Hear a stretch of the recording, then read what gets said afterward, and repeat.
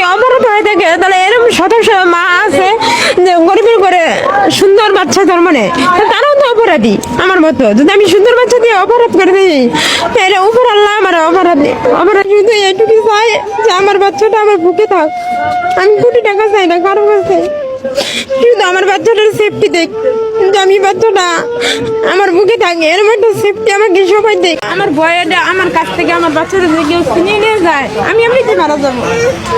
এটা ভাবার কারণ কি? আপনার সন্তান যদি আপনার সন্তান হয়ে থাকে, আপনি যদি অনেকে সোশ্যাল মিডিয়াতে বলছেন যে আপনি সন্তানকে হয়তো কারো কাছ থেকে নিয়ে আসছেন, সত্যি তো সেটা আনেন নাই, না, সত্যি এমন ভয় তার আপনার নাই? না, এমন ভয় আমার নাই। আমি আর ডকুমেন্ট সব দিতে পারবো, বাচ্চা আমার তার ডকুমেন্ট আমি আপনাকে দিতে পারবো। বাবা কোথায়? বাবা বাবা নাই। বাবা নাই।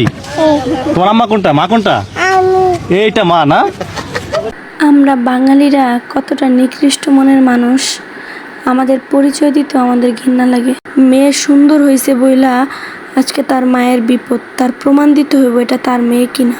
মেয়ের মাও তো মাশাআল্লাহ অনেক সুন্দর, কোনো দিক দিয়ে তো আমি খারাপ দেখতেছি না।